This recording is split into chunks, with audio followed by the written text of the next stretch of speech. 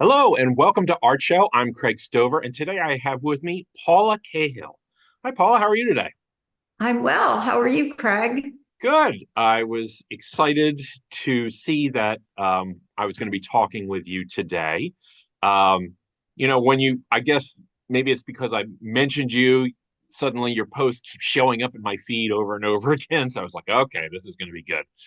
So I went on your website and I couldn't find too much older stuff, but I did select a number of pieces that I thought were interesting and have like a little bit of a background to them, it seems like.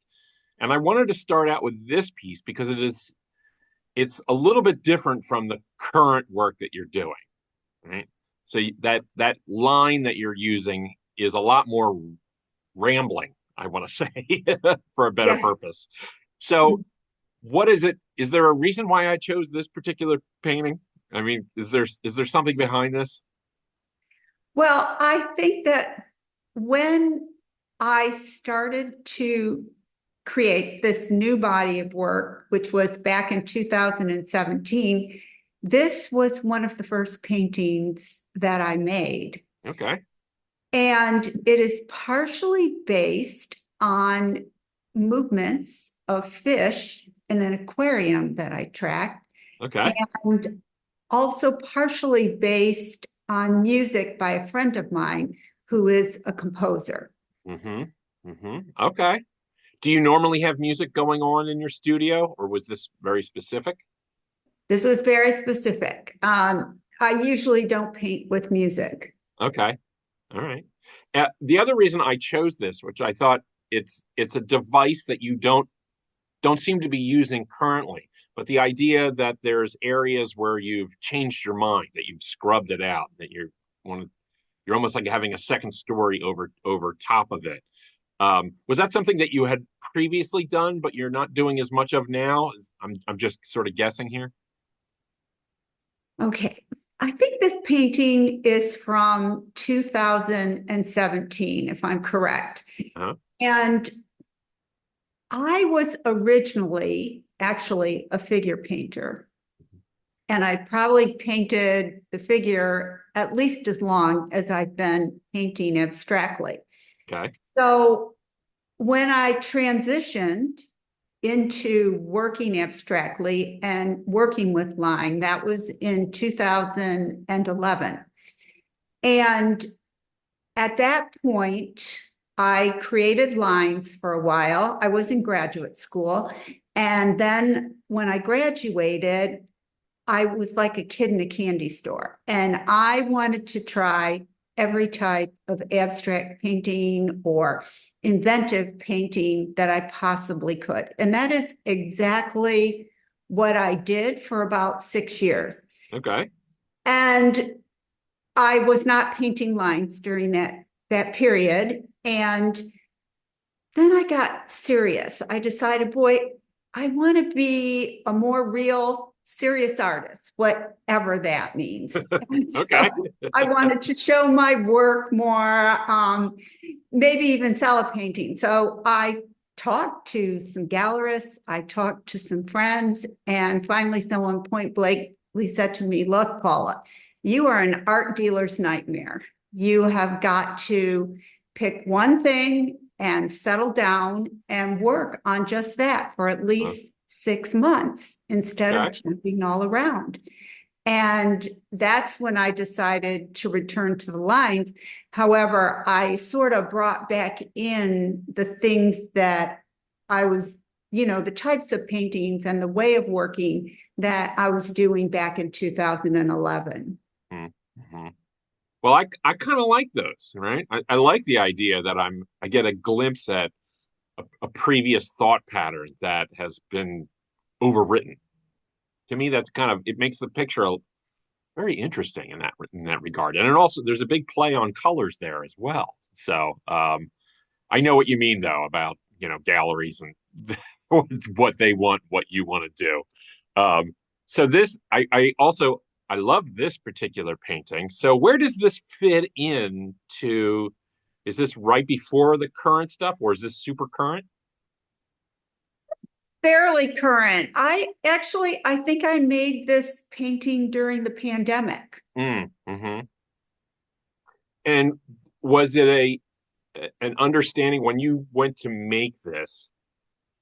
Did you know that you were going to be spending so much time on doing the color shift from one to another, or did that happen gradually? Well, by the time I made this painting, I knew that I was going to be doing color shifts. And Okay. I had at that point developed a very specific way of going about it, Hmm. which was I want to point out that this painting is made of one single line, and that line seamlessly connects back to itself. So to make this painting, what I did before I even started is I mixed probably 95 very closely mixed gradients of color. And then when I made the painting, I started laying those gradients down one brush stroke at a time. Hmm. Hmm. Does And I'm does sorry. uh, does this also have some form of a genesis for the line? Like the first one we started, I was surprised when you told me that, the movements of fish. I thought that was great. Is this also come from something, or is this more straight from your head? Well, it also comes from something. Now, originally, the paintings were about fish moving in an aquarium. Then I started working with my memories of scuba diving Hmm. and the colors and the light in Hmm. scuba diving. And then from there, I began to include more of my life's interests and fascinations. In this piece, the catalyst was ancient Egyptian art, specifically the Egyptian cartouche, and Right. sort of upending and subverting all of the rectilinear and very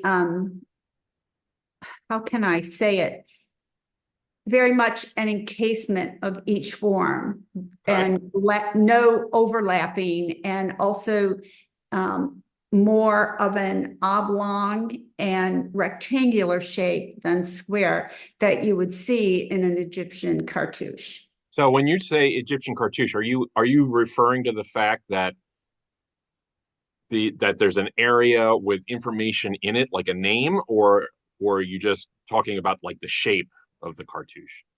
Oh, well, the ancient Egyptian cartouche was is actually a rectangular tablet that is usually like a hieroglyph Right. uh, for a person's surname. So is And that where this connects to, say, your name or somebody else's name? no, Or is this, that one step too far? well, it connects to my personal study of the cartouche itself. Okay. All right. You see very few diagonals. Usually the cartouche has four compartments, and each one has a hieroglyph in it. Okay. And there is no color. So I'm trying to work both with and against that. It's sort of a game. Are you using the cartouche idea as a springboard for invention? Yes, and that's why I refer to it as a catalyst rather Mm. than something like inspiration, because with a catalyst or a springboard, you jump off and then you're suddenly in a completely different place. Hmm. I can see that now. I want to move on to, I found this painting and I thought this was just a lovely little piece. Um, this is a smaller one, I think. Is it? Am I wrong? Yes, it's 10 by 10. Okay. All right.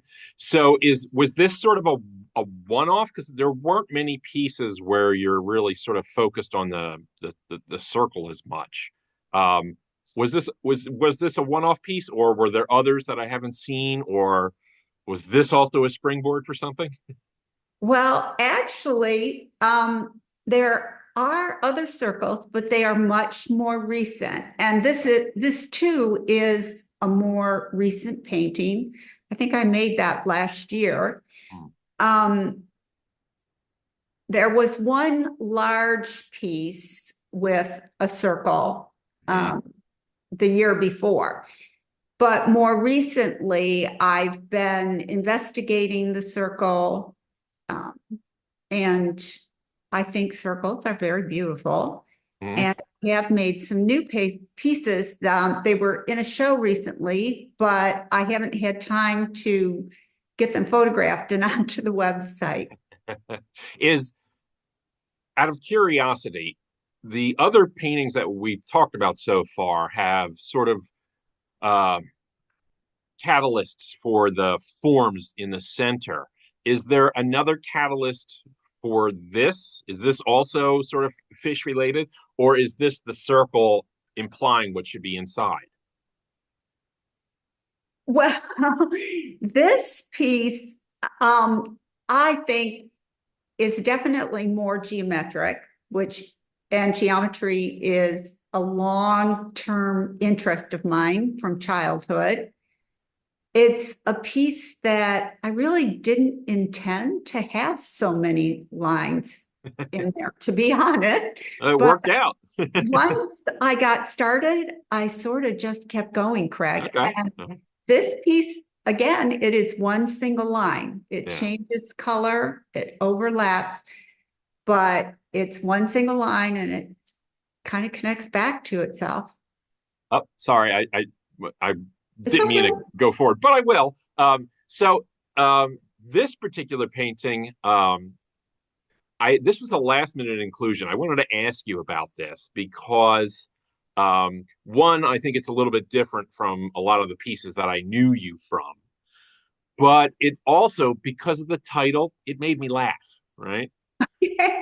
So I thought that was absolutely wonderful. The Cantonary bikini, is that, or bikini Cantonary, I think is. Yes. So I thought that was really great, and I just had to ask, uh, was there any connection or reference to Jasper Johns's use of the same device, or is that coincidence?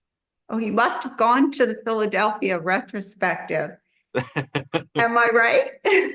Uh, I did, but I also have his whole tome, so I'm familiar with this. So Okay.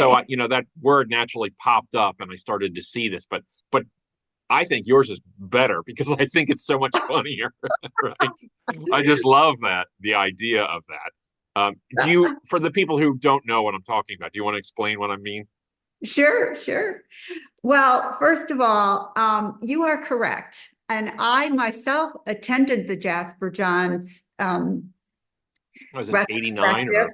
or yeah? During the pandemic, I went with two friends, Oh, the new one. and of the three of us, I was the only person who seemed to recognize his catenary assemblages. Mm-hmm.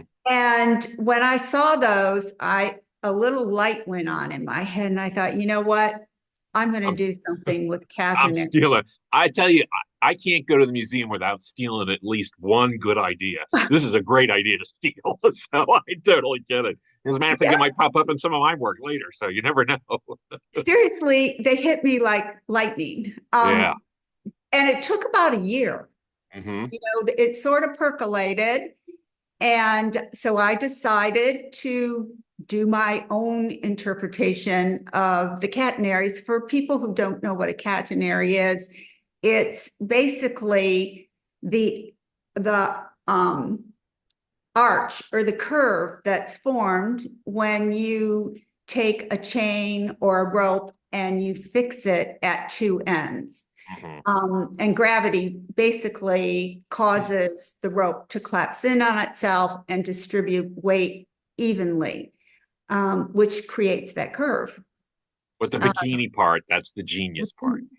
well, and I do love to put a little humor in Yeah. my paintings whenever I can. I um, love humor in fine art. It's very rare, and when I do find it, it makes me bust out laughing. So this was a laugh out loud moment when I saw this. I'm so I love glad this. to I hear love that. this piece. But before we end, I want to do one more piece. Mhm. Um, so this is a very new painting for you. Your Yeah. lines have now freed themselves, I want to say. Um, I can't help. I mean, it throws up a bunch of different artists that I'm thinking about. But my real question to you is: it seems like there's a number of paintings where you are using a very specific blue for your backgrounds. Yes. What's up with that? Where does this blue come from? Is it just something that you like, or is there a reason for it? Yes, because when I came back to painting lines in 2017, I had for many years wanted to make paintings about my experiences of actually scuba diving on Mm, coral reefs. But I didn't want to make literal paintings of the reef. hmm But I just didn't know how I was going to approach it. So one day I went to my studio and I literally holed up in my studio for 22 hours straight painting.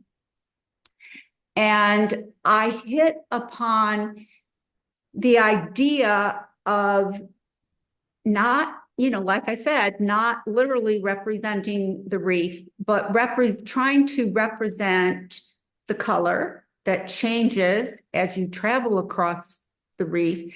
And also, um, when you dive at very deep depths or you dive at night, hmm it's very, very dark. And what happens is that you can see the bioluminescence of the reef organisms. mm, So I discovered that by using this blue background with these particular colors, I could sort of recreate that bioluminescence and the transitions of color hmm all at once. I am And so glad that we had this conversation because I'll be honest with you. When I oftentimes artists give a clue into their thinking with their titles, but your titles are not what I would think they would be. I would think they would be more nautical themed titles. And I'm actually oh, glad that they're not because I love this sort of the storyline behind this. And now it makes me even just look at even the painting that's behind you. I'm now starting to think about it in a different way. So that's great. So I've got a couple of questions I definitely want to get through while I have you here. First off, you had made some allusion to geometry being important when you were a kid, right? So my question, the one I like to ask artists is do you have an earliest memory of being exposed to a piece of fine art? Do you have something that sticks in your head? only my failed attempts at color. Okay. Oh, so it wasn't other people's work. It was your own work that's your earliest memories of art. Yes, I was not really exposed to art as a child, and Okay.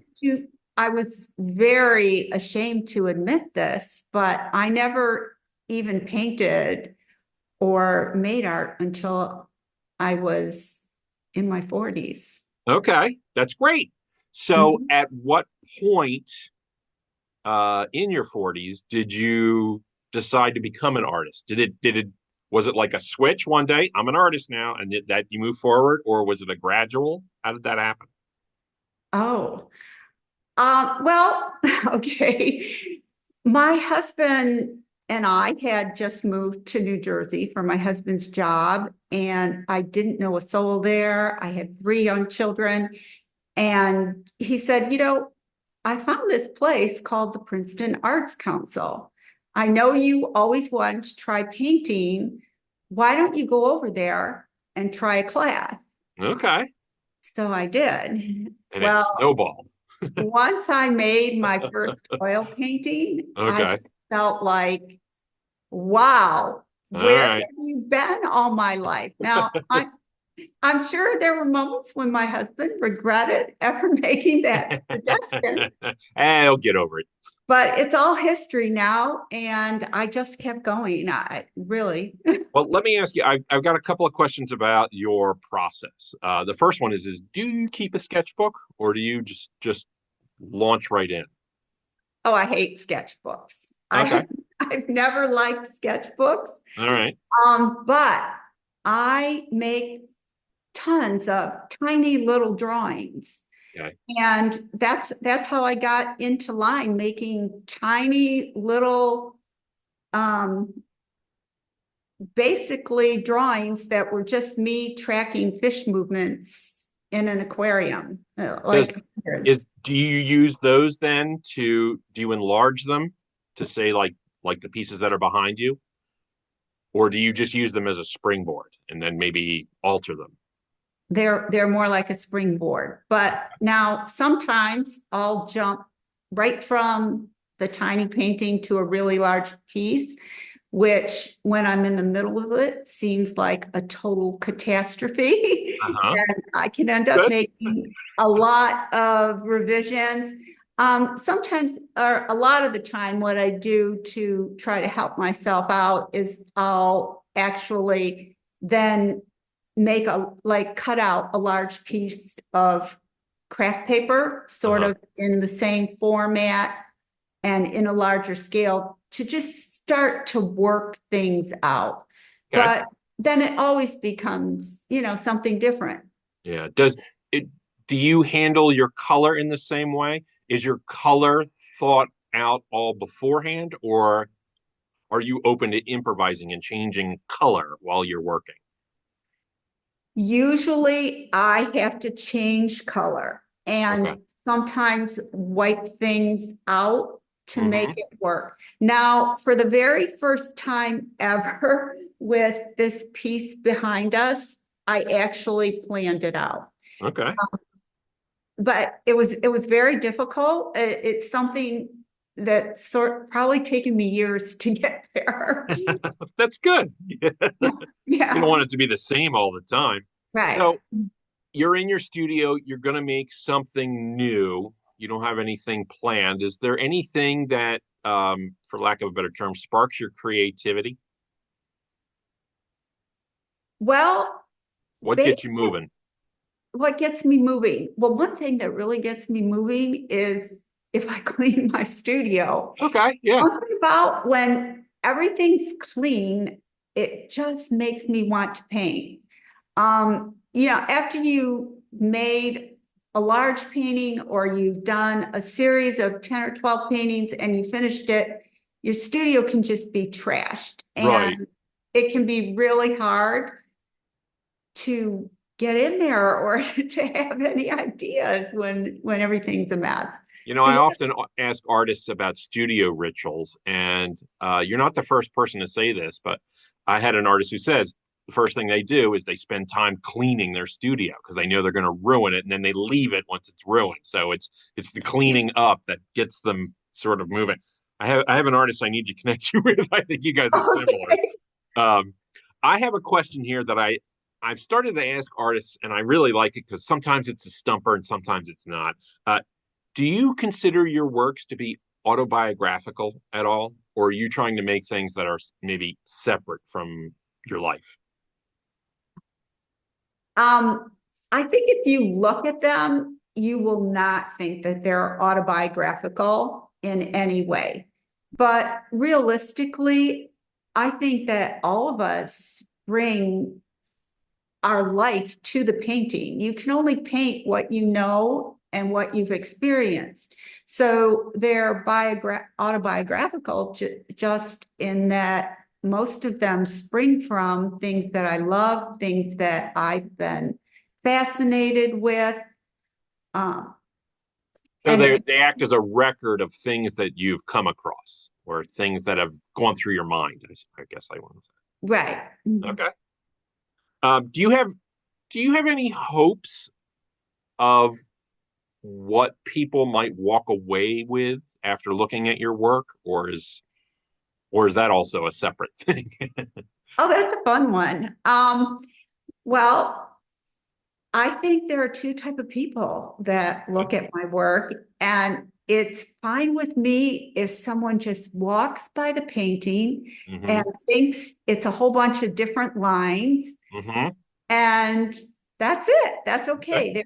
They are taking the painting in based on what they know, what they like, what their preferences are.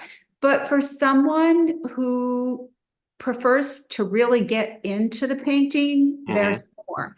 And when it clicks, it's really fun to see those people because I'll start to see their head actually following the line, Right. going up and down.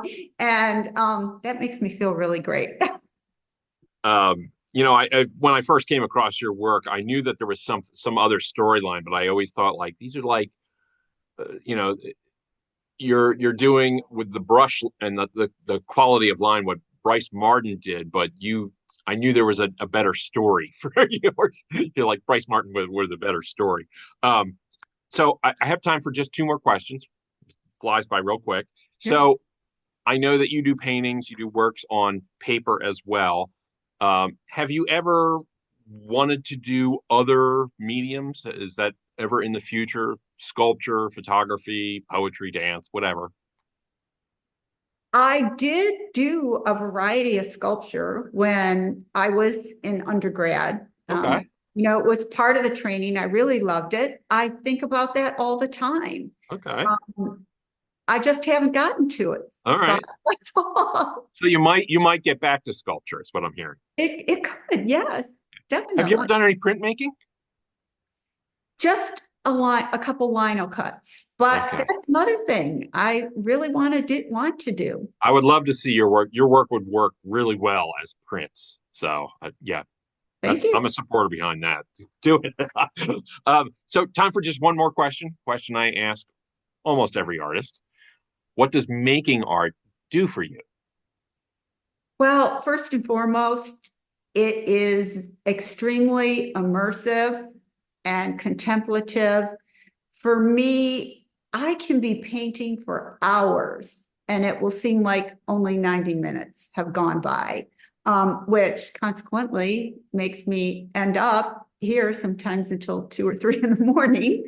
Um, but it has seriously gotten me through some of the most difficult times in my life, in that it does offer a very healthy distraction. And over time, it's become a whole world of wonderful people and great experiences. I feel really fortunate to have found it, or it found me.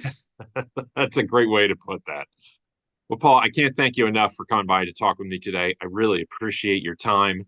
And I also want to thank everybody who tuned in to watch Art Show today. Hopefully, you've learned some great new stuff about Paula's work and you'll seek it out.